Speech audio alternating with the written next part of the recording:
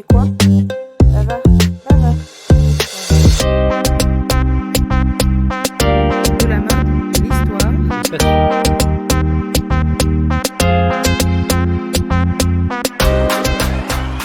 Salut les curieux, bienvenue dans votre première chronique bavard. Alors, si je vous dis baguette béret, vous l'associez à quoi? Eh oui, la marinière.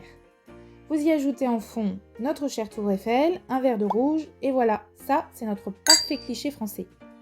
La marinière est aujourd'hui un des symboles de la création française. À tel point d'ailleurs qu'en 2012, le ministre du redressement productif Arnaud Montebourg l'arbore en couverture du Parisien Magazine pour promouvoir le Made in France.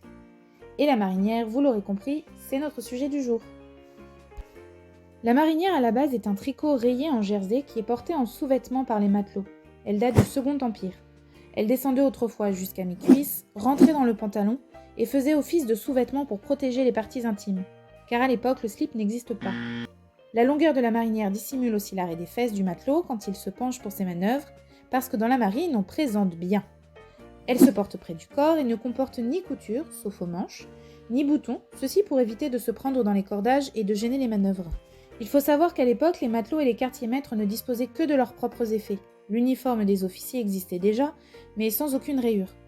La marinière, qui était à l'origine bretonne, ne fait son entrée officielle dans l'uniforme que le 27 mars 1858, par un règlement publié au bulletin officiel de la marine.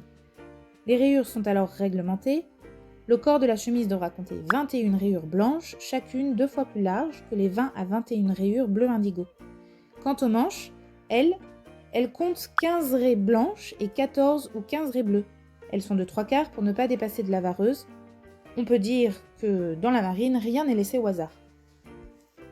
Et oui, pourquoi les rayures? Saviez-vous que les rayures étaient mal vues à l'époque?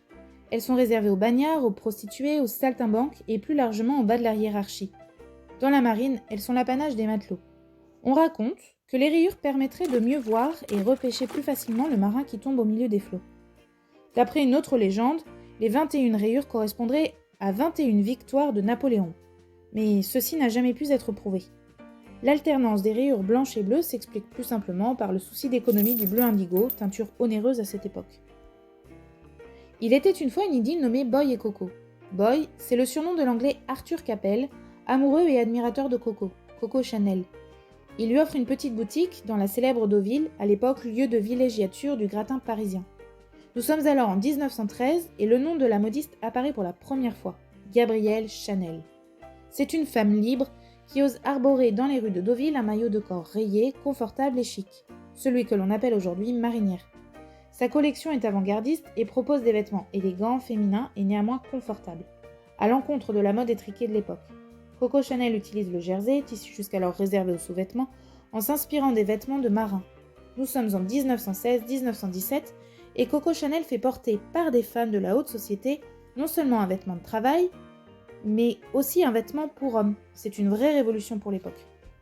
Une autre égérie féminine, Brigitte Bardot, porte à son tour la marinière dans un film de Jean-Luc Godard qui s'appelle Le Mépris. Lumineuse bébé de l'été 63 en débardeur marinière sous le soleil du midi. Mais c'est réellement Jean-Paul Gaultier qui sort la marinière de l'ombre. C'est une vieille amie puisqu'elle occupait déjà sa penderie depuis sa plus tendre enfance, où sa mère aimait lui en faire porter. C'est en 1983, lorsqu'il sort sa collection Toy Boy, l'homme-objet, qui prend le contre-pied direct au mythe du sexe faible. C'est une création née d'un heureux accident, et le voilà qu'il découpe un dos nu, habituellement associé au vestiaire féminin, montrant ainsi une double image de l'homme, à la fois sensible et mauvais garçon.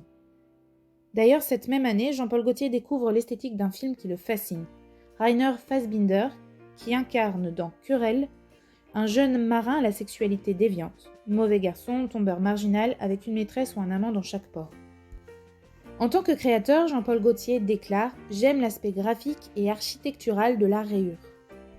On peut dire aujourd'hui que la marine a largement influencé la mode. La marinière est devenue d'ailleurs aujourd'hui une pièce iconique et incontournable, autant pour les hommes que pour les femmes.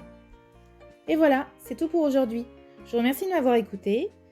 Si vous avez aimé ce contenu et que vous voulez nous soutenir, eh bien il vous suffit pour ça de vous abonner à ma chaîne YouTube, de suivre mon compte Insta, vous pouvez liker, vous pouvez commenter pour nous dire d'ailleurs si vous avez aimé certaines choses ou peut-être moins, et si vous voulez aussi qu'on aborde quelques sujets qui pourraient vous intéresser. Et si vous voulez encore plus nous soutenir, eh bien partagez la vidéo et les posts Insta autour de vous. Je vous remercie, je vous souhaite une bonne soirée. Au revoir les curieux!